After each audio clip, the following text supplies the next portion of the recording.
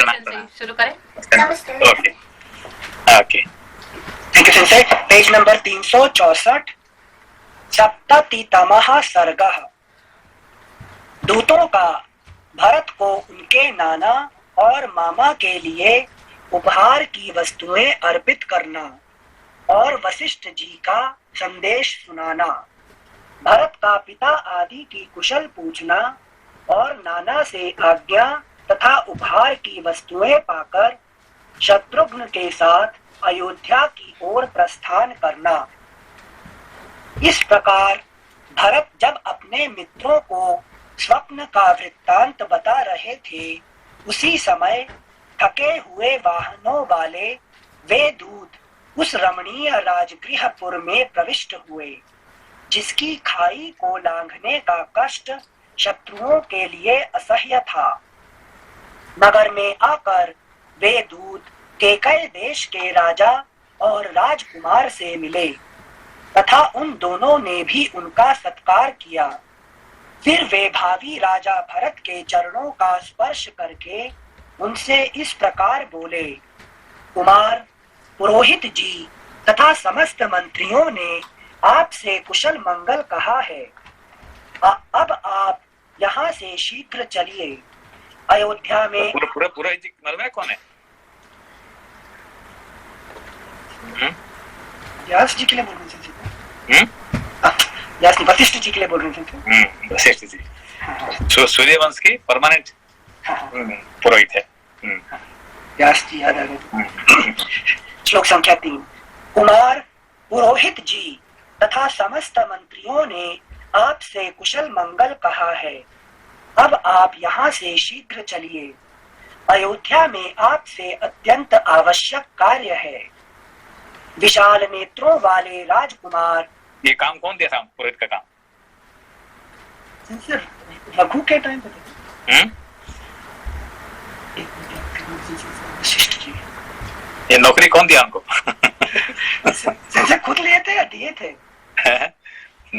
नहीं, उनको ब्रह्मा जी दिए, ठीक है ना। ब्रह्मा जी ये काम दिए थे, नौकरी काम है कि नहीं। अच्छा, कि आपको पुरोहित काम करना पड़ेगा। तो वशिष्ठ जी गुस्सा हो गए, बोले हमें कुछ काम नहीं, हम पुरोहित किसी राजा के पास पुरोहित बनना है क्या हमको, है कि नहीं। हाँ। तो ये काम मुझे नहीं चाहिए, ठीक है ना। हाँ। तो ब्रह्मा जी बोले अच्छा, तो फिर आप यहाँ पे ना भगवान विष्णु स्वयं, है कि नहीं, वहाँ पैदा होंगे और आप विश कर जाएंगे फिर, है कि नहीं। हाँ। तो आप उनका गुरु बनेंगे, ठीक है ना। आप हाँ। प्रस्तुत है कि नहीं है? कहते ठीक है, फिर तो मैं करने के लिए तैयार हूँ। फिर वो पुरोहित काम करने के लिए तैयार हो गए, ठीक है ना। थैंक यू सेंसे, आशीर्वाद देने के लिए। जैसे वो बोले थे ना आपने कि उन्होंने जब उनको बोले कि उन्होंने पुरोहिताई जैसे निंदनीय कर्म करने के लिए मैं नहीं जाऊंगा, मैं ब्रह्मा पुत्र हूँ और इतने में तो आप क्या मुझे इतने छोटे समझ के रखे हो, पुरोहित जैसे निंदनीय कर्म करने के लिए भेज रहे हो। तो पहले वो बोले थे ठीक है। फिर उनके जो कह सुने कि भगवान विष्णु स्वयं आपका पैर पकड़ के बैठेंगे, तो कैसे आपको लगेगा? हाँ। उत्तर मिल गया उत्तराधिकारी को। ठीक है। श्लोक संख्या 3। कुमार, पुरोहित जी तथा समस्त मंत्रियों ने आपसे कुशल मंगल कहा है। अब आप यहाँ से शीघ्र चलिए। अयोध्या में आपसे अत्यंत आवश्यक कार्य है। विशाल नेत्रों वाले राजकुमार, ये बहुमूल्य वस्त्र और आभूषण आप स्वयं भी ग्रहण कीजिए और अपने मामा को भी दीजिए। राजकुमार, यहाँ जो बहुमूल्य सामग्री लाई गई है, इसमें 20 करोड़ की लागत का सामान आपके नाना केकय नरेश के लिए है और पूरे 10 करोड़ की लागत का सामान आपके मामा के लिए है। अच्छा, वे सारी वस्तुएं लेकर मामा आदि सुहृदों में अनुराग रखने वाले भरत ने उन्हें भेंट कर दी। तत्पश्चात इच्छानुसार वस्तुएं देकर दूतों का सत्कार करने के अनंतर उनसे इस प्रकार कहा, मेरे पिता महाराज दशरथ सकुशल तो है ना? महात्मा श्री राम और लक्ष्मण निरोग तो है ना? धर्म को जानने और धर्म की ही चर्चा करने वाली बुद्धिमान श्री राम की माता धर्मपरायणा आर्या कौशल्या को तो कोई रोग या कष्ट नहीं है।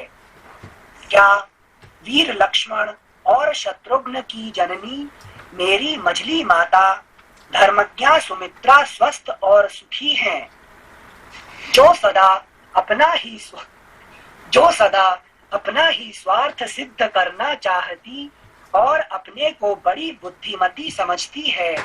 उस उग्र स्वभाव वाली कोपशीला मेरी माता केकेयी को तो कोई कष्ट नहीं है। कैसे कैसे उपमा देते हैं मालूम है अपना माता जी को। मतलब वो जानते थे सेंसेई? अब नहीं जानते भाई कि भरत कौन है, तो धर्म का अवतार है और वो नहीं जानते कौन कैसे हैं। दोबारा पढ़िए उसको कैकेयी के बारे में क्या लिखे रहे। Thank you Sensei. जो सदा अपना ही स्वार्थ सिद्ध करना चाहती और अपने को बड़ी बुद्धिमती समझती है, उस उग्र स्वभाव वाली कोपशीला मेरी माता केकेयी को तो कोई कष्ट नहीं है। ये sarcastic बात है वो कहते हैं, लेकिन नहीं तो शायद हमने इनसे ज्ञान प्राप्त किया। उसने क्या कहा है? महात्मा भरत के इस प्रकार पूछने पर उस समय दूतों ने विनय पूर्वक उनसे यह बात कही। पुरुष सिंह, आपको जिनका कुशल मंगल अभिप्रेत है वे सकुशल हैं। हाथ में कमल लिए रहने वाली लक्ष्मी शोभा आपका वर्ण कर रही हैं। अब यात्रा के लिए शीघ्र ही आपका रथ जुट कर तैयार हो जाना चाहिए। सेंसेई एक प्रश्न था। अनिल जी आप कुछ बोल रहे थे? भैया आप पूछ लीजिए, आपके बाद। सेंसेई हमें कह रहे थे कि ये जो जैसे धर्म का हम इनको अवतार मानते हैं भरत जी को, तो इनका अवतरण जो है वो इस तरह जो कैकेयी जिनका स्वभाव है, हमारे मन का जो स्वभाव है पूरे स्वभाव, उनसे इनकी उत्पत्ति कैसे होती है? मतलब उसका क्या रिलेशनशिप है सेंसेई? क्या धर्म की उत्पत्ति इस तरह के कोप और ये है कहते हैं कि मन एव मनुष्याणाम कारणम बंध मोक्षयोः। ठीक है ना, मन क्या होता है? हमको बंधन में डालने वाला वही मन होता है और हमको मोक्ष में डालने वाला, मोक्ष करने वाला वही मन होता है कि नहीं? मन ही हमको बंधन में डालता है और मन ही हमको मोक्ष देता है। ठीक है ना, कोई भी अच्छे काम करने के लिए कौन करता है कि नहीं? देखिए अभी थोड़ी देर पहले अभी 10 मिनट पहले हमारा एक मीटिंग चल रहा था 1-1.5 घंटे से, है कि नहीं? सुबह 7 बजे से अभी तक चल रहा था। अब ये सब क्या है? ये सब बेकार, एक्चुअली बेकार के लोग है सब, है कि नहीं? अब उनको मन को जीत के उनको मंदिर बनाने के हम अभी प्लान कर रहे हैं। ठीक है ना, अब ये सब है कौन है? ये सब दारू पीने का, है कि नहीं, जुआ खेलने का, ये सब इन लोगों को इकट्ठी करके उनको क्या काम कर रहे हैं? उनको हम कम से कम 15 साल हो गया उनको हम पूजा करवा रहे हैं, जगन्नाथ रथ यात्रा कर रहे हैं, उनको सरस्वती पूजा कर रहे हैं, ये सब काम में लगा रहे हैं, है कि नहीं? अभी मंदिर बनाने के लिए प्लान कर रहे हैं। किसको लेके? ऐसे लोगों को लेके, है कि नहीं? कैसे संभव है? कि उनको मन को जीतना है। उनको मन को जीत लिया तो अपने आप वो करने तैयार हो जाते हैं, है कि नहीं तो क्या करते बैठ के? कहीं दारू पीते हैं बैठ के, कहीं जुआ खेलते हैं, कहीं पे ये करते हैं, सारे गलत काम करते हैं, है कि नहीं? और उनको हम क्या करते हैं? लगाते हैं ऐसे अच्छे कर्म में। ठीक है ना, समझ को? ये किसी लिए होता है? इनको मन को जीतना पड़ता है। ठीक है ना?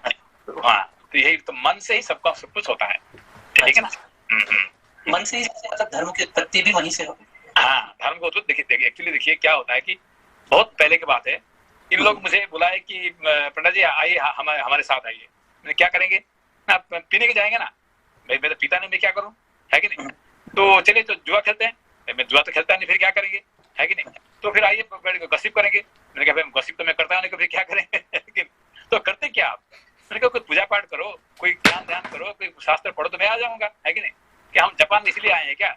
जापान में हम आए क्या पूजा पाठ करने के लिए है क्या?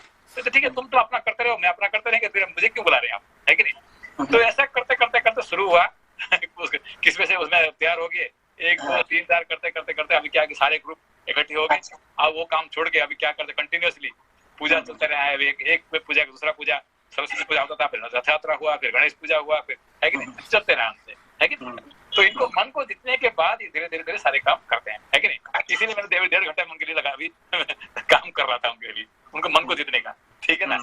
बहुत समझ में आया। धन्यवाद।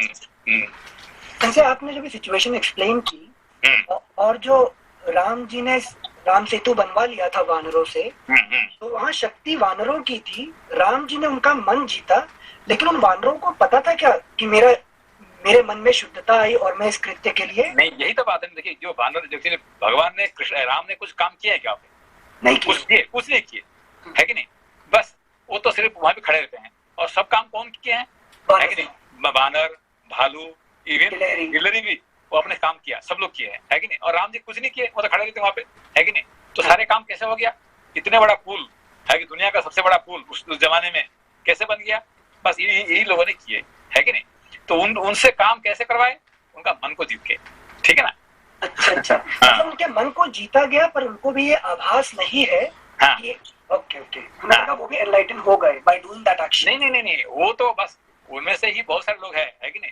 जैसे कि द्विविध ब्राह्मण था, वो क्या करता था, है कि नहीं? दिन में राम जी के साथ और रात को रावण के साथ है कि नहीं? क्योंकि उसको तो मजा आता था कि भाई रावण के साथ रहने से जो पीना मिलता था, जो ये मिलता था, जो एंजॉय मिलता था, और राम जी के साथ थोड़ी मिलने वाला है। और दिन में राम जी के साथ वो करेगा, रात को जाके उसका द्विविध उसको है कि नहीं? तो राम जी क्या बोले, भाई ठीक है, तुम्हारा मोक्ष नहीं बनेगा, तुम क्या करो, तुम दोबारा फिर तुम यहीं रहो, है कि नहीं? तो द्वापर तक वो रहा, है कि द्वापर युग में फिर वो उसका मुक्ति होता है उसका, है कि नहीं? तो पूरा द्वापर तक वो रहता है कि नहीं? संजय भाई, हमें कंफ्यूजन था कि आप सारी वानर सेना को लगा रहे हैं मंदिर बनाने में, तो वो सब भी एनलाइटन जस्ट मंदिर बनाने से हो जाएंगे? तो नहीं, उसमें देखिए बहुत सारे लोग, देखिए पहले हमने रथ यात्रा करने के लिए हमने मीटिंग की है कि नहीं? तो मीटिंग कहाँ करेंगे? रेस्टोरेंट में करेंगे, ठीक है? रेस्टोरेंट में बैठ गए हमने, तो सबसे बैठने से पहले अच्छा भाई आप कौन क्या पिएगा, है कि नहीं? एक कहता कोई व्हिस्की पिएगा, कोई बियर पिएगा, कोई ये पिएगा, वो पिएगा, आप क्या पिएंगे? भाई हम तो यहाँ पे हम जगन्नाथ जी के लिए हम यहाँ आए और कैसे पिएंगे हम? अरे भाई जगन्नाथ जी से बात करेंगे तब कुछ तो पियो, है कि नहीं? तो ठीक, कोई बात नहीं, हम ऑरेंज जूस पी लेते हैं, कोई बात नहीं, तो आप लोग पीते रहो। सबसे पहला मीटिंग में सब लोग अपना अपना दारू पकड़ के, है कि क्या बात कर रहे हैं, रथ यात्रा कैसे करेंगे है कि नहीं? और उसके बाद आप क्या कर रहे हैं, आप बैठ के, है कि नहीं? जब तक पूजा नहीं होता है, जब तक मीटिंग नहीं होता है, तब तक पानी भी नहीं पिएंगे, है कि नहीं? यहाँ से आ गया बात। नहीं सेंसे, सॉरी अनिल सन, अभी ये सेंसे आप अभी क्या कर रहे हैं बता रही हूँ। अभी शायद सारे चीयर इंडियन टीम ओलंपिक के लिए एक चीयर अप इंडिया कैंपेन कर रहे हैं, तो उसमें चीयर अप इंडिया कैंपेन का सब लोग एक मैसेज स्लोगन देके इंडिया टीम को भेजेंगे। तो उसमें पहला स्लोगन कहाँ से शुरू होगा? सेंसे का ओम सहना भवतु से शुरू होगा, और सेंसे बॉल फेंकेंगे लाइक ट्राई योर बेस्ट। ये आज का कहानी है, मतलब आज से वो कर रहे थे बैठ के, तो ये बात मानेगी, भेज देना, सबको भेज देना उसको। क्या हुआ था? मैंने भी भेज देना। Thank you. ओके, कैसे चीयर इंडिया टीम कैसे शुरुआत होती है, आप देख लीजिए उसको, ठीक है ना? मतलब मन को कंट्रोल करके धर्म का कार्य करने से पुण्य मिल सकता है, मुक्ति नहीं, मतलब ये बोल सकते हैं मुक्ति के लिए। एक्चुअली क्या है कि ये बात देखिए, एक बात है, जब भगवान राम शासन कर रहे थे और जब भरत शासन कर रहे थे, अच्छा कौन कर रहा था? भरत। हाँ, क्यों? जैसे धर्म को आगे राम जी से भरत जो है ना अच्छे कर रहे थे। सबको पता चल गया कि भाई ये भगवान ठीक है, राम जी ठीक है, और भरत जी का काम क्यों अच्छा हो रहा था? क्यों? जैसे धर्म को, ज्ञान को आगे रखकर राम को, उन्होंने राम जी का, है कि नहीं, इसको खड़ाओं को रख दिया वहां पे, और सेवक बन के पूरा 14 साल उन्होंने सेवक बन के काम किए। और एक भी गलती हो जाएगा तो फिर उनको माफ नहीं है कि नहीं? राम जी गलती कर सकते हैं, राम जी बहुत गलती किए हैं, मगर भरत जी ने एक भी गलती नहीं किया। क्यों? क्योंकि ये उनका मन की बल जो है ये बड़ा पावरफुल था, है कि नहीं? अच्छा। इसलिए राम राज्य से भरत राज्य जो है, एक्चुअली राम राज्य शुरू हुआ था कब? जब भरत जी राजा बने, है कि नहीं? तब से राम राज्य शुरू हुआ था, ठीक है ना? 100% परफेक्ट था, है कि नहीं? जो राम जी नहीं कर पाए है कि नहीं?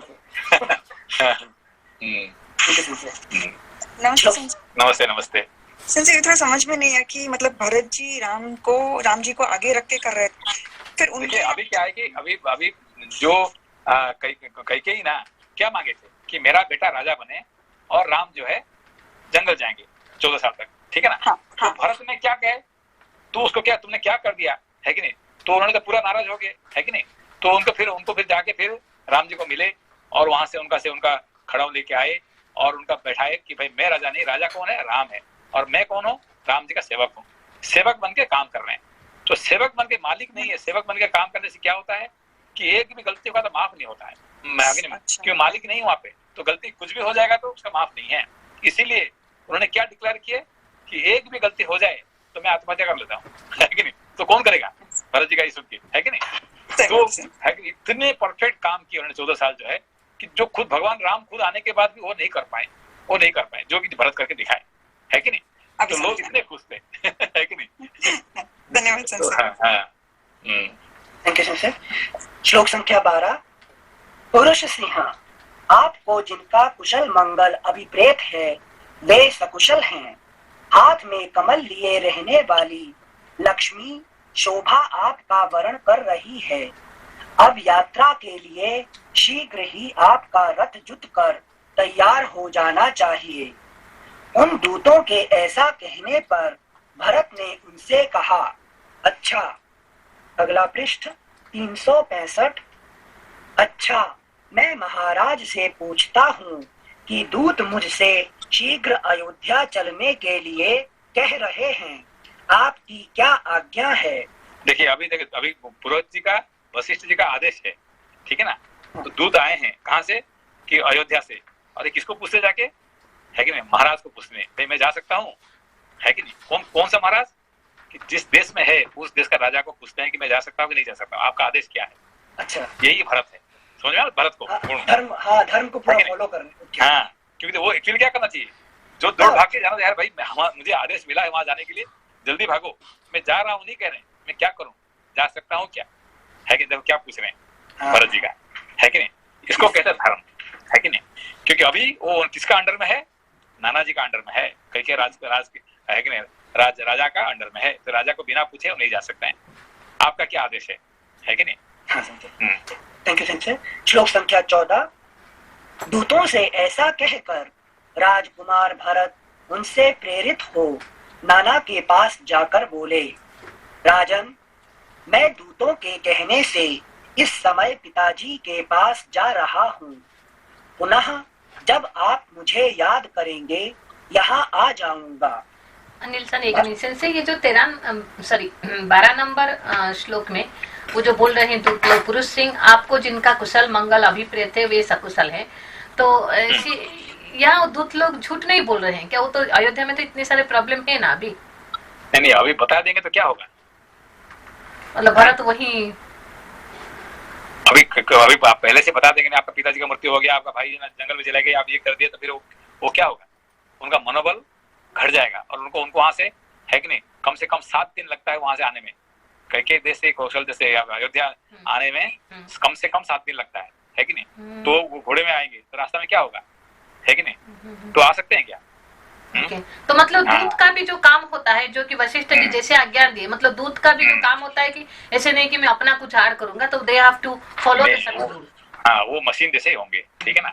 तो उनका मशीन जैसे उनको जैसे कहा गया ऐसे ही करेंगे, ठीक है ना? Thank you sir. श्लोक संख्या 16। भरत के ऐसा कहने पर नाना के कई नरेश ने उस समय उन रघुकुल भूषण भरत का मस्तक सूंघ कर यह शुभ वचन कहा, तात जाओ, मैं तुम्हें आज्ञा देता हूँ। तुम्हें पाकर कैकेयी उत्तम संतान वाली हो गई। शत्रुओं को संताप देने वाले वीर, तुम अपनी माता और पिता से यहाँ का कुशल समाचार कहना। तात अपने पुरोहित जी से तथा अन्य जो श्रेष्ठ ब्राह्मण हो उनसे भी मेरा कुशल मंगल कहना।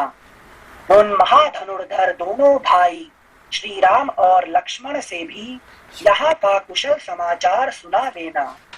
ऐसा कहकर कैकेयी नरेश ने भरत का सत्कार करके उन्हें बहुत से उत्तम हाथी, विचित्र कालीन, मृग चर्म और बहुत सा धन दिए। जो अंतःपुर में पाल पोस कर बड़े किए गए थे, बल और पराक्रम में बाघों के समान थे, जिनकी दाढ़ें बड़ी बड़ी और काया विशाल थी, ऐसे बहुत से कुत्ते भी कैकेयी नरेश ने भरत को भेंट में दिए। 2000 सोने की मोहरें और 1600 घोड़े भी दिए।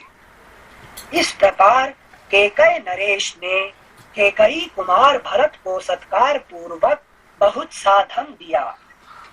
उस समय केकय नरेश अश्वपति ने अपने अभीष्ट विश्वास पात्र और गुणवान मंत्रियों को भरत के साथ जाने के लिए शीघ्र आज्ञा दी।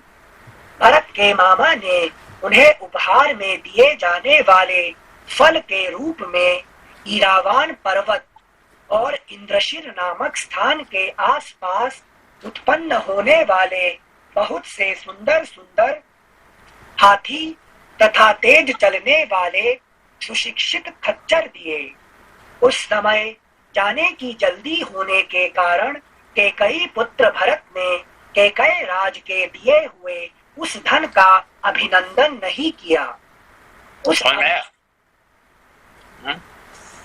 इनसे वो बहुत रश में जल्दी से अयोध्या जाना चाहते हैं और इतना सारा सामान अगर दे देंगे तो मन उनका 2 दिशा में लग जाएगा। उसका अरेंजमेंट कर रोज नहीं है। अभी ये आपको कहीं जल्दी में जाना है, मैं आपको 10 किलो सोना दे देता हूँ, गोल्ड 10 किलो, तो क्या होगा? ये आपको पकड़ के, लेकिन आप जल्दी से भाग में हॉस्पिटल जा रहे हैं, 10 किलो सोना लेके जाओ ना, तो फिर क्या है? यूजुअली नॉर्मल 10 किलो सोना तो आप खुश हो जाएंगे, मगर when you are going for your, है कि नहीं, बहुत ही जरूरी जो है वो सोना 10 किलो पकड़ना आपके लिए, ये मुश्किल है। जितने धन संपत्ति दे दिए हैं ये सब उनके लिए, है कि नहीं, ये कोई काम कर जल्दी भागना जल्दी उनको, है कि नहीं, तो ये भारी हो जाता है कि नहीं। Thank you sensei. श्लोक संख्या 25।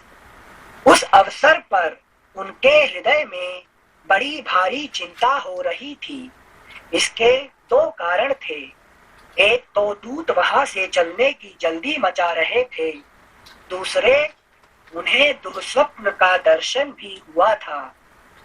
वे यात्रा की तैयारी के लिए पहले अपने आवास स्थान पर गए, फिर वहां से निकलकर मनुष्यों, हाथियों और घोड़ों से भरे हुए परम उत्तम राजमार्ग पर गए।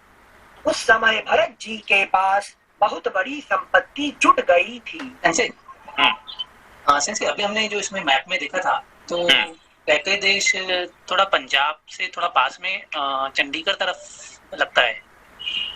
अच्छा, हाँ, तो वो हम देख रहे थे। अभी इसका कुछ स्पेशल नहीं है ना, मतलब अभी कुछ करंट सिटी के फॉर्म में ये कहाँ है, कुछ है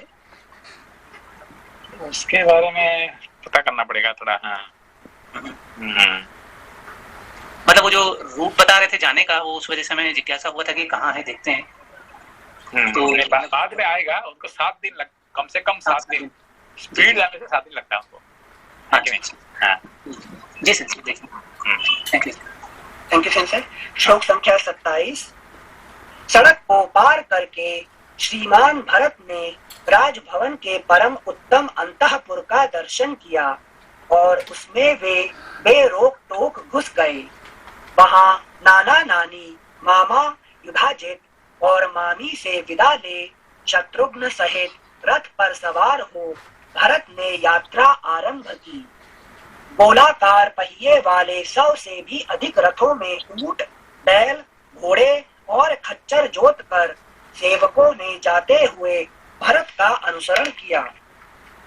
अगला पृष्ठ 366।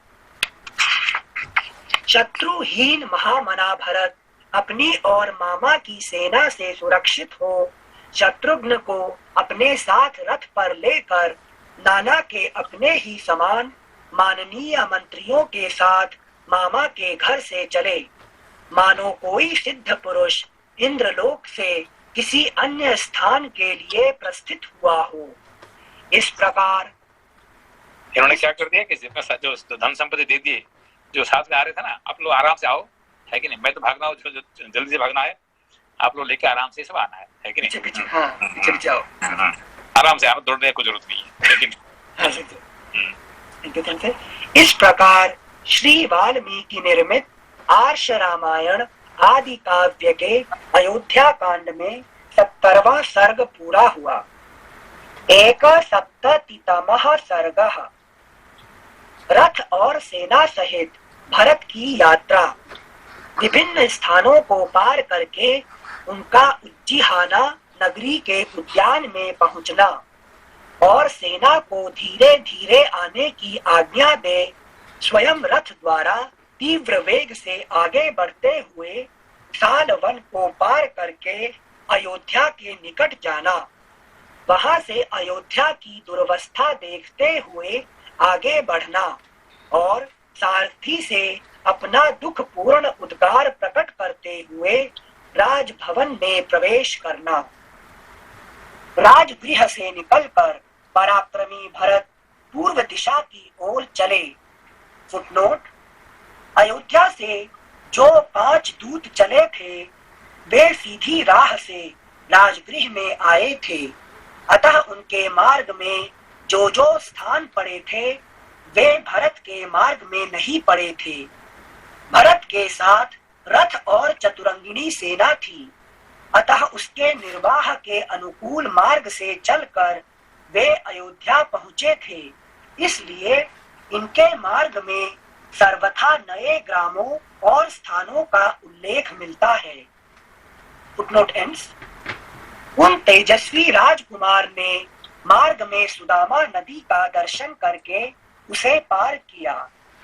तत्पश्चात इक्ष्वाकु नंदन श्रीमान भरत ने, जिसका पाट दूर तक फैला हुआ था, उस ह्रादिनी नदी को लांघकर पश्चिमाभिमुख बहने वाली शतद्रु नदी सतलज को पार किया। वहां से ऐलधान नामक गांव में जाकर वहां बहने वाली नदी को पार किया। तत्पश्चात वे अपर पर्वत नामक जनपद में गए। वहां शिला नाम की सतलज नदी कहाँ आता मालूम है ना? पंजाब में आता है ना? हाँ, पंजाब में। हाँ, पंजाब मतलब क्या? पंच आप पंजाब, 5 नदियाँ, 5 नदियाँ होने के कारण से पंजाब कहा जाता है। इसमें सतद्रु एक है, सतलज कहते हैं उसको, है कि नहीं? Thank you sir. श्लोक संख्या 3। वहां से ऐलधान नामक गांव में जाकर वहां बहने वाली नदी को पार किया। तत्पश्चात वे अपर पर्वत नामक जनपद में गए। वहां शिला नाम की नदी बहती थी, जो अपने भीतर पड़ी हुई वस्तु को शिला स्वरूप बना देती थी। हमारे हिंदुस्तान में कुछ नदियां होते हैं जो पूर्व वाहिनी होता है, कुछ होते हैं पश्चिम वाहिनी, ठीक है ना? तो जैसे गंगा नदी, गंगा, यमुना, ये सब क्या है कि पूर्व देश होता है। और सतलेज, ये जो पंच आप होता है पंजाब का, ये सब क्या होता है कि नहीं? ये पश्चिम। हाँ, इसलिए पूर्व वाहिनी पश्चिम वाहिनी कहा जाता है। श्लोक संख्या 3। वहां से ऐलधान नामक गांव में जाकर वहां बहने वाली नदी को पार किया। तत्पश्चात वे अपर पर्वत नामक जनपद में गए। वहां शिला नाम की नदी बहती थी, जो अपने भीतर पड़ी हुई वस्तु को शिला स्वरूप बना देती थी। उसे पार करके भरत वहां से आग्नेय कोण में स्थित शल्यकर्षण नामक देश में गए, जहां शरीर से कांटे को निकालने में सहायता करने वाली औषधि उपलब्ध होती थी। श्लोक संख्या 4। तदनंतर सत्य प्रतिज्ञा। जो शल्यकर्षण नामक देश आया है, इसी से क्या शल्य चिकित्सा जो विकास किया है सर्जरी का? अच्छा। और विशल्यकरणी करके जो यहाँ पे जो होता है, शल्य विशल्यकरणी जो है ना, सब ये सब क्या कहते हैं? मेडिसिन का। एक्चुअली क्या है कि आपको पता होगा, जब भगवान धन्वंतरी अमृत लेके आए तो क्या हुआ? तो अमृत से कोई किसी को बीमारी नहीं होगा, ठीक है ना? तो फिर जो जब जितने मेडिसिन थे, लेकिन मेडिसिनल प्लांट जो थे वो सब रोने लगे, है कि नहीं? बोले भाई हमारा तो कोई काम ही नहीं है कि नहीं? बीमारी नहीं होगा, डॉक्टर क्या करेंगे, है कि नहीं? तो ये जो मेडिसिन प्लांट्स क्या हुए, ये सब रोने लगे, बोले हमारा तो कोई काम ही नहीं है फिर, है कि नहीं? फिर भगवान विष्णु जो धन्वंतरी का रूप में थे, उन्होंने कहा ठीक है कोई बात नहीं है, आप कृष्ण अवतार में, है कि नहीं, आप लोगों का सारे काम होगा, आप क्या करेंगे कि वृंदावन बनेंगे, ठीक है ना। वृंदावन मतलब ये सारे जो मेडिसिनल प्लांट होते हैं ये सब वहीं पे, उसके ऊपर भगवान ने लीला करेंगे, है कि अरे वाह, ओके। Thank you Singh. श्लोक संख्या 4।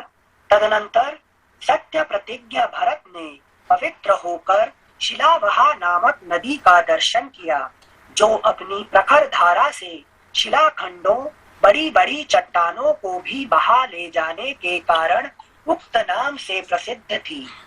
उस नदी का दर्शन करके वे आगे बढ़ गए और बड़े बड़े पर्वतों को लांघते हुए चैत्र रथ नामक वन में जा पहुंचे।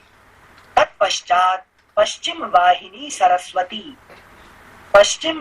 सरस्वती तथा गंगा की धारा विशेष के संगम से होते हुए उन्होंने वीर मत्स्य देश के उत्तरवर्ती देशों में पदार्पण किया और वहां से आगे बढ़कर वे भारुंड वन के भीतर गए।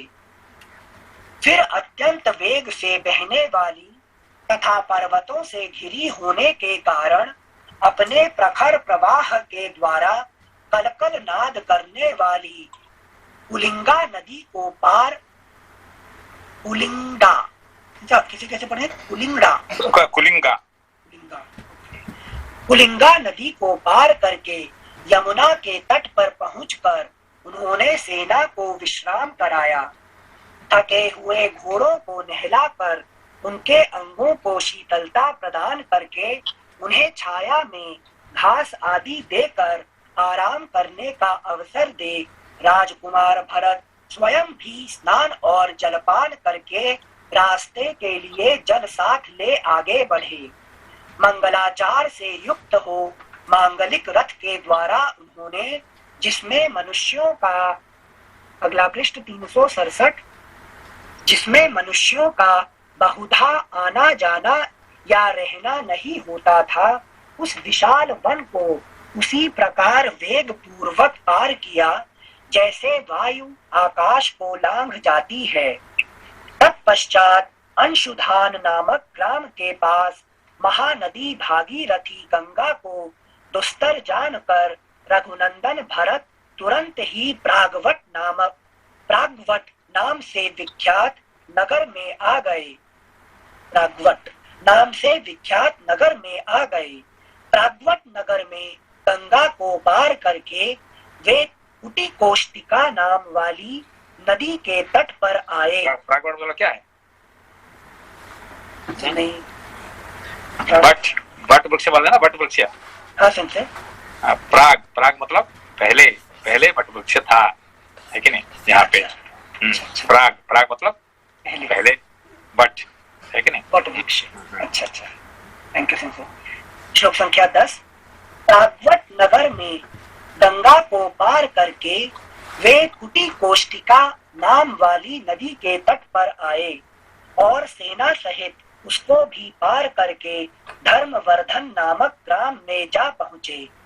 वहां से तोरण ग्राम के दक्षिणार्ध भाग में होते हुए जम्बू प्रस्थ में गए। तदनंतर दशरथ कुमार भरत एक रमणीय ग्राम में गए जो वरुथ के नाम से विख्यात था। वहां एक रमणीय वन में निवास करके वे प्रातः काल पूर्व दिशा की ओर गए। जाते जाते उज्जिहाना नगरी के उद्यान में पहुंच गए, जहां कदम्ब नाम वाले वृक्षों की बहुतायत थी। जिनसे जो भी नदी, ग्राम, ये जो पूरा मतलब इन वे जोग्राफिकल लोकेशन, अगर जैसे मनीष जी ने पूछा कि पंजाब से चालू हुए और अयोध्या की तरफ चले, मतलब ये पूरा लाइन को मैप कर सकते हैं। तो इसको माइथोलॉजी कैसे बोल सकते हैं? ये तो एक तरीके से पूरा इतिहास सही में सब कुछ हुआ है ना। देखिए जो कुछ ये कौन लिख रहे हैं? व्यास जी। नहीं, व्यास जी नहीं है, व्यास नहीं, वाल्मीकि, ठीक है ना, आदि कवि, ठीक है ना, आदि कवि वाल्मीकि जी लिख रहे हैं। और कहा कभी उन्होंने जाके देखे थे क्या? नहीं, उन्होंने देखे नहीं थे, ठीक है ना। वो वहीं बैठ के, है कि नहीं, वहां बैठ के सारे लिख रहे हैं, है कि नहीं। भरत कहाँ से निकले, कहाँ जा रहे हैं, क्या क्या रास्ता में आ रहे हैं। जैसे कि उन्होंने जाके सब कुछ देख के आए हैं, है कि नहीं? वो कुछ नहीं दिखा है कि नहीं? जैसे कि हनुमान जी है कि नहीं पढ़ रहे हैं रामायण पढ़ के, वो कह रहे हैं वाल्मीकि जो कह रहे हैं कि भाई आपने गलत लिखा है कि नहीं? तो मैंने क्या कैसे गलत लिखा हुआ है कि नहीं? कहते कि आपने लंका गए क्या कभी है कि नहीं? तो गया तो नहीं हूँ, फिर मैं तो खुद जाके आया हूँ, और जो मैं देख रहा हूँ और आपने जो लिखा हुआ है ये तो गलत लिखा हुआ है कि नहीं? तो वाल्मीकि कहते नहीं, मैं जो देख रहा हूँ दिव्य दृष्टि से देख रहा हूँ, ठीक है ना? तो आखिरी में हनुमान जी का गलत था और वो है कि नहीं? मतलब ये इतिहास है ना, ये इसलिए इतिहास, रामायण महाभारत के इतिहास कहा जाता है कि ये सब जो है, जो नदी गांव है कि नहीं, शहर राजघराना सब कुछ जो वर्णन हो रहा है ये 100% है कि नहीं, एज इट इज, ठीक है ना? जिनके पूछने का रीजन ये था कि अगर ये सब इतिहास है तो ये आर्यन फिलोसफी, ये सब जो नया नया क्रिएट किया गया है और जो हिस्ट्री पढ़ाई है, वो हिस्ट्री से किसी ने कॉन्फ्लिक्ट नहीं किया उन सब चीजों के लिए? हाँ किए है ना, हमारे जो शंकराचार्य थे, है कि नहीं, ये जो कांची कामकोटी के शंकराचार्य थे, उन्होंने कहा कि जो ब्रिटिश लोगों ने लिखे हुए हैं, है कि नहीं, ये ब्रिटिश हिस्ट्री है, ये इंडियन हिस्ट्री नहीं है कि नहीं? तो वो कहते हैं कि हम द्रविड़ और आप आर्य ये हो गए, ये है कि नहीं, ये सब द्रविड़ आर्य ये सब जानते नहीं है, किसको आर्य कहते हैं, किसको द्रविड़ कहते हैं, किसको ये कहते हैं, ये अपने आप स्टोरी बना के हमारे पिताजी कौन थे, हमारे दादाजी कौन थे, कौन लिखता है? ब्रिटिश आके बताएगा हमको, है कि नहीं? हाँ। ये हमारे दुख की बात है कि नहीं? तो ये सब जो है गलत लिखे हुए, सब जितने हिस्ट्री लिखे हुए ये सब है कि नहीं, ब्रिटिश लोगों ने हमारे गलत लिखे हुए सब। अब जैसे कि हमारे इंडिया जो है, देखिए है कि नहीं, कितने ओलंपिक मिल रहे हैं, उसको मेडल मिला है कि नहीं? तो क्यों नहीं मिल रहे हैं? इतने सालों में हमको है कि नहीं, बाकी जो छोटे छोटे देश होते हैं, ये नाइजीरिया जैसे छोटा जैसे होता है कि अफ्रीकन उगांडा देश के से भी हमें कम मिलता है। क्यों? India is the second largest populated country in the world, and नीचे से 2 नंबर में आता है, ऊपर से 2 नंबर नहीं आता है। जितना जापान को मिला है, जो है कि अफ्रीकन कंट्री को मिल रहा है, उसी हिसाब से हमारे देश में कुछ भी नहीं मिल रहा है। क्यों नहीं मिल रहा है? क्योंकि हम लोग हमको खिलौना पकड़ के चले गए ब्रिटिश लोगों ने, एक क्रिकेट खेल रहे हैं, है कि हमारे क्रिकेट क्या है, हमारे खेल क्या है? क्रिकेट। हमारा नेशनल गेम क्रिकेट होता है, ना फुटबॉल होता है, ना वॉलीबॉल होता है, ना कोई स्पोर्ट्स होता है कि नहीं? तो ये हम खिलौना पकड़ के आज भी क्रिकेट कर रहे हैं, और हमेशा हम फेल मारते कहाँ? ओलंपिक में, वर्ल्ड कप में, ना हम वर्ल्ड कप में कोई जा सकते हैं, है कि नहीं? जो ये फुटबॉल वर्ल्ड कप होता है, हमारा कोई जगह नहीं होता है। क्यों? हमको ब्रिटिश लोगों ने हमको कंगाल कर गए थे, पकड़ा दिया, खिलौना पकड़ा दिया, है कि नहीं? ठीक। श्लोक संख्या 12। वहां एक रमणीय वन में निवास करके वे प्रातः काल पूर्व दिशा की ओर गए। जाते जाते उज्जीहाना नगरी के उद्यान में पहुंच गए, जहां कदम्ब नाम वाले वृक्षों की बहुतायत थी। उन कदम्बों के उद्यान में पहुंचकर अपने रथ में शीघ्रगामी घोड़ों को जोतकर सेना को धीरे धीरे आने की आज्ञा दे भरत तीव्र गति से चल दिए। तत्पश्चात सर्वतीर्थ नामक ग्राम में एक रात रहकर उत्तानिका नदी तथा अन्य नदियों को भी नाना प्रकार के पर्वतीय घोड़ों द्वारा जुते हुए रथ से पार करके नर श्रेष्ठ भरत जी हस्ती पृष्ठक नामक ग्राम में जा पहुंचे। वहां से आगे जाने पर उन्होंने कुटिका नदी पार की, फिर लोहित्य नामक ग्राम में पहुंचकर कपिवती नामक नदी को पार किया। फिर एक साल नगर के पास स्थाणुमती और विनत ग्राम के निकट गोमती नदी को पार करके वे तुरंत ही कलिंग नगर के पास सालवन में जा पहुंचे। जैसे गोमती नदी मतलब लखनऊ आ गया ना, अब यूपी में एंटर कर गए। श्लोक संख्या 17। वहां जाते जाते भरत के घोड़े थक गए, तब उन्हें विश्राम देकर वे रातों रात शीघ्र ही सालवन को लांघ गए और अरुणोदय काल में राजा मनु की बसाई हुई अयोध्यापुरी का उन्होंने दर्शन किया। पुरुष सिंह भरत मार्ग में 7 रातें व्यतीत करके 8वें दिन अयोध्यापुरी का दर्शन कर सके थे। सामने अयोध्यापुरी को देखकर वे अपने सारथी से इस प्रकार बोले। तो अयोध्यापुरी कौन कौन बनाया था? रघु जी से अभी पढ़ा है ना आपने? राजा मनु। अच्छा, राजा मनु। राजा मनु ने बनाए थे, ठीक है ना? अरुणोदय काल में। श्लोक संख्या 17-18 फिर से पढ़ते हैं।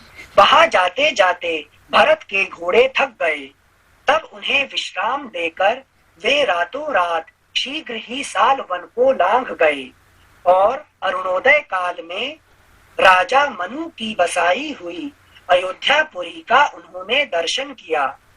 पुरुष सिंह भरत मार्ग में 7 रातें व्यतीत करके 8वें दिन अयोध्यापुरी का दर्शन कर सके थे। ना कितने कितने लगा? 8वें दिन पहुंचते हैं, 7 दिन पूरा करके 8वें दिन पहुंचते हैं। Thank you sir. श्लोक संख्या 19। सामने अयोध्यापुरी को देखकर वे अपने सारथी से इस प्रकार बोले।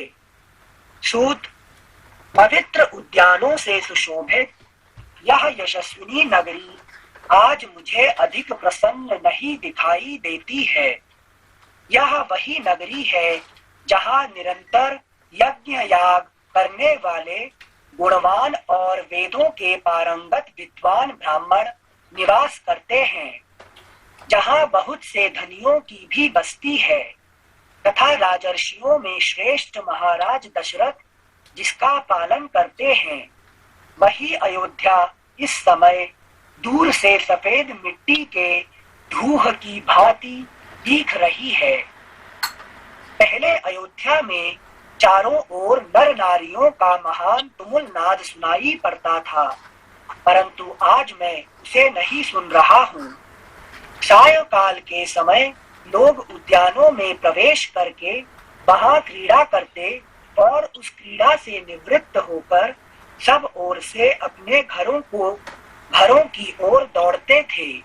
अतः उस समय इन उद्यानों की अपूर्व शोभा होती थी, परंतु आज ये मुझे कुछ और ही प्रकार के दिखाई देते हैं।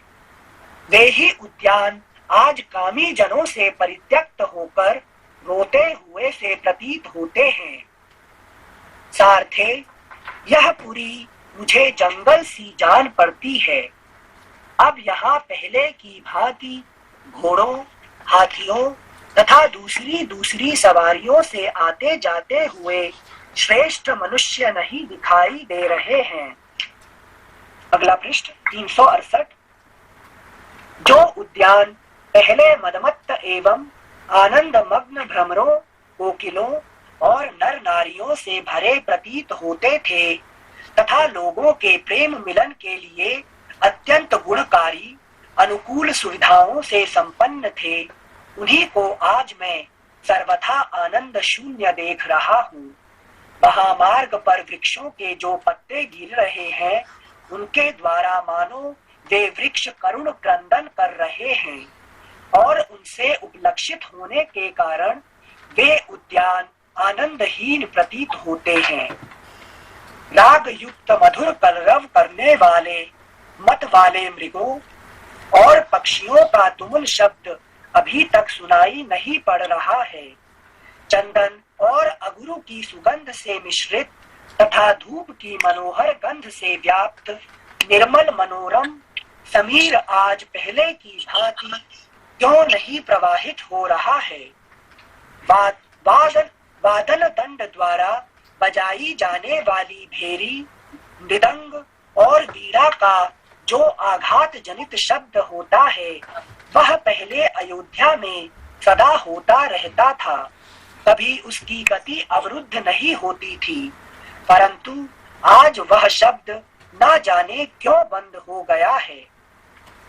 मुझे अनेक प्रकार के अनिष्टकारी, क्रूर और अशुभ सूचक अपशकुन दिखाई दे रहे हैं, जिससे मेरा मन खिन्न हो रहा है। सारथे, इससे प्रतीत होता है कि इस समय मेरे बांधवों को कुशल मंगल सर्वथा दुर्लभ है। तभी तो मोह का कोई कारण न होने पर भी मेरा हृदय बैठा जा रहा है। भरत मन ही मन बहुत खिन्न थे। उनका हृदय शिथिल हो रहा था। वे डरे हुए थे और उनकी सारी इंद्रियां क्षुब्ध हो उठी थी। इसी अवस्था में उन्होंने शीघ्रता पूर्वक इक्ष्वाकु वंशी राजाओं द्वारा पालित अयोध्यापुरी में प्रवेश किया। पुरी के द्वार पर सदा वैजयंती पताका फहराने के कारण उस द्वार का नाम वैजयंत रखा गया था। यह पुरी के पश्चिम भाग में था। उस वैजयंत द्वार से भरत पुरी के भीतर प्रविष्ट हुए। उस समय उनके रथ के घोड़े बहुत थके हुए थे। द्वारपालों ने उठकर कहा, महाराज की जय हो। फिर वे उनके साथ आगे बढ़े। भरत का हृदय एकाग्र नहीं था। वे घबराए हुए थे। अतः उन रघुकुल नंदन भरत ने साथ आए हुए द्वारपालों को सत्कार पूर्वक लौटा दिया और केकय राज अश्वपति के थके मांदे सारथी से वहां इस प्रकार कहा, निष्पाप सूत, मैं बिना कारण ही इतनी उतावली के साथ क्यों बुलाया गया? इस बात का विचार करके मेरे हृदय में अशुभ की आशंका होती है।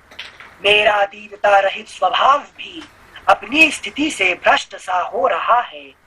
सारथे, अब से पहले मैंने राजाओं के विनाश के जैसे जैसे लक्षण सुन रखे हैं, उन सभी लक्षणों को आज मैं यहाँ देख रहा हूँ। मैं देखता हूँ गृहस्थों के घरों में झाड़ू नहीं लगी है। वे रूखे और श्रीहीन दिखाई देते हैं। इनकी किवाड़ें खुली हैं। इन घरों में बलि वैश्वदेव कर्म नहीं हो रहे हैं। ये धूप की सुगंध से वंचित हैं। इनमें रहने वाले कुटुंबी जनों को भोजन नहीं प्राप्त हुआ है तथा ये सारे गृह प्रभाहीन उदास दिखाई देते हैं। जान पड़ता है इनमें लक्ष्मी का निवास नहीं है। देव मंदिर फूलों से समझ में आ गया था। यहाँ चलिए शायद देखिए। हाँ, तो देखने के बाद समझ में आ गया ना कि वे जैसे उन्होंने कहा कि जैसे हमने सब पढ़े थे कि राजा का देहांत होने के बाद राज्य में जो जो होता है ये सब उनको दिखाई पड़ता है अभी, है? श्लोक संख्या 39। देव मंदिर फूलों से सजे हुए नहीं दिखाई देते। इनके आंगन झाड़े बुहारे नहीं गए हैं। ये मनुष्यों से सूने हो रहे हैं। अतएव इनकी पहले जैसी शोभा नहीं हो रही है। अगला पृष्ठ 369। देव प्रतिमाओं की पूजा बंद हो गई है। यज्ञशालाओं में यज्ञ नहीं हो रहे हैं।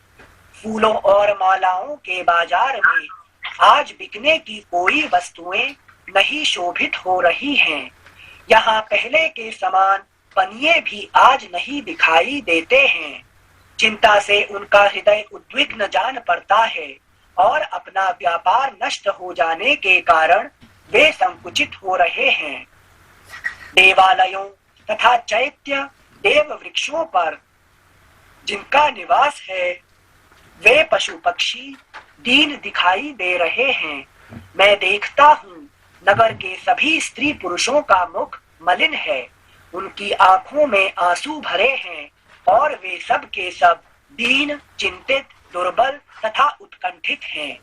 सारथी से ऐसा कहकर अयोध्या में होने वाले उन अनिष्ट सूचक चिन्हों को देखते हुए भरत मन ही मन दुखी हो राजमहल में गए। जो अयोध्यापुरी कभी देवराज इंद्र की नगरी के समान शोभा पाती थी, उसी के चौराहे, घर और सड़कें आज सूनी दिखाई देती थी तथा दरवाजों की किवाड़ें धूलि धूसर हो रही थी। उसकी ऐसी दुर्दशा देख भरत पूर्णतः दुख में निमग्न हो गए। उस नगर में जो पहले कभी नहीं हुई थी, ऐसी अप्रिय बातों को देखकर महात्मा भरत ने अपना मस्तक नीचे को झुका लिया। उनका हर्ष छिन गया और उन्होंने दीन हृदय से पिता के भवन में प्रवेश किया। इस प्रकार श्री वाल्मीकि निर्मित आर्ष रामायण आदि काव्य के अयोध्या कांड में 71वां सर्ग पूरा हुआ।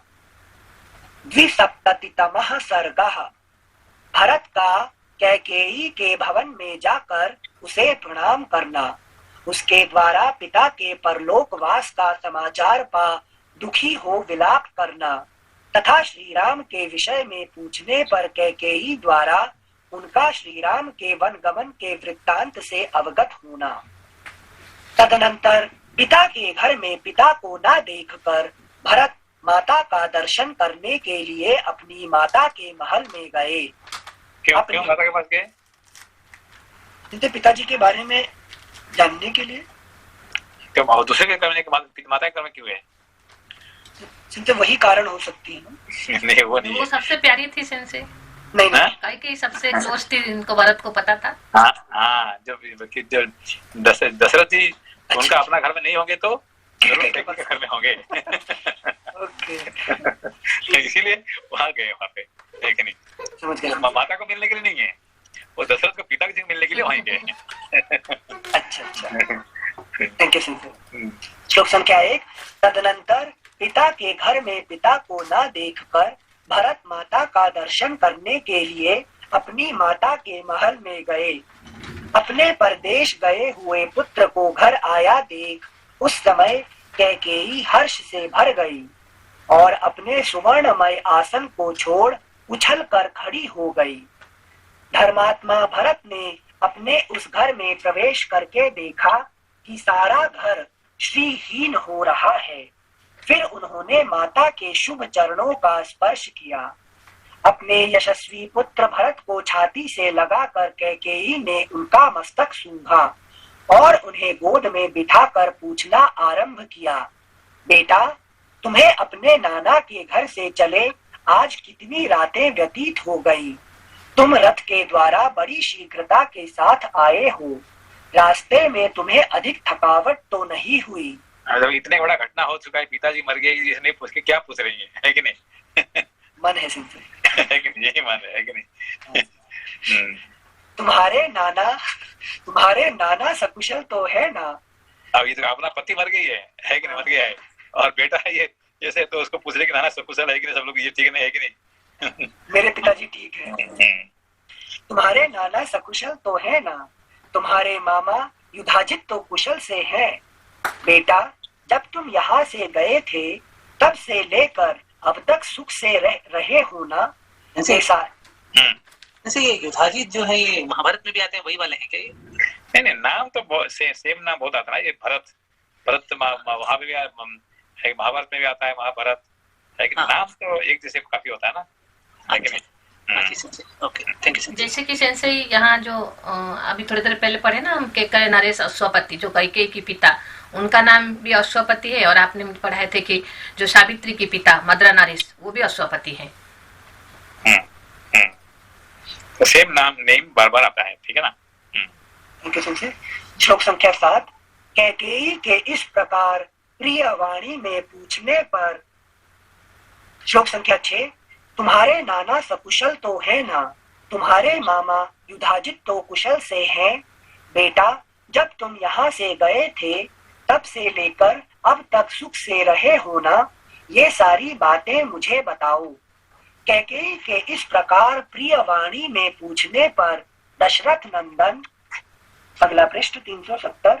दशरथ नंदन कमल नयन भरत ने माता को सब बातें बताई। वे बोले, माँ, नाना के घर से चले मेरी यह 7वीं रात बीती है। मेरे नाना जी और मामा युधाजित भी कुशल से हैं। शत्रुओं को संताप देने वाले कैकेयी नरेश ने मुझे जो धन रत्न प्रदान किए हैं, उनके भार से मार्ग में सब वाहन थक गए थे। इसलिए मैं राजकीय संदेश लेकर गए हुए दूतों के जल्दी मचाने से यहाँ पहले ही चला आया हूँ। अच्छा माँ, अब मैं जो कुछ पूछता हूँ उसे तुम बताओ। यह तुम ज्यादा बात कर लो, बात कर लिया, मेरा बात सुनो। हाँ, यह तुम्हारी शैया सुवर्ण भूषित पलंग इस समय सूना है, इसका क्या कारण है? आज यहाँ महाराज उपस्थित क्यों नहीं है? ये महाराज के परिजन आज प्रसन्न क्यों नहीं जान पड़ते हैं? महाराज पिताजी प्रायः माता जी के ही महल में रहा करते थे। किंतु आज मैं उन्हें यहाँ नहीं देख रहा हूँ। मैं उन्हीं का दर्शन करने की इच्छा से यहाँ आया हूँ। मैं पूछता हूँ, बताओ पिताजी कहाँ हैं? मैं उनके पैर पकड़ूंगा, अथवा बड़ी माता कौशल्या के घर में तो वे नहीं हैं। कैकेयी राज्य के लोभ से मोहित हो रही थी। वह राजा का वृत्तांत न जानने वाले भरत से उस घोर अप्रिय समाचार को प्रिय सा समझती हुई इस प्रकार बताने लगी। बेटा, तुम्हारे पिता महाराज दशरथ बड़े महात्मा, तेजस्वी, यज्ञशील और सत्पुरुषों के आश्रयदाता थे। एक दिन समस्त प्राणियों की जो गति होती है, उसी गति को वे भी प्राप्त हुए हैं। कितने सुंदर से बात कर रहे हैं ना। धार्मिक बात कर रहे हैं। ये मन है। सबको जैसे गति होता है, उनका भी ऐसे गति हो गया, क्या बड़ी बात हो गया है कि नहीं? पिताजी गए तो ठीक है कि नहीं? एक दिन सबको मरना ही है। सबको मरना है तो वो गए, उनको है कि नहीं? ठीक है, बंद करते हैं। अच्छा, ठीक है, ओके। नमस्ते सेंसे। नमस्ते।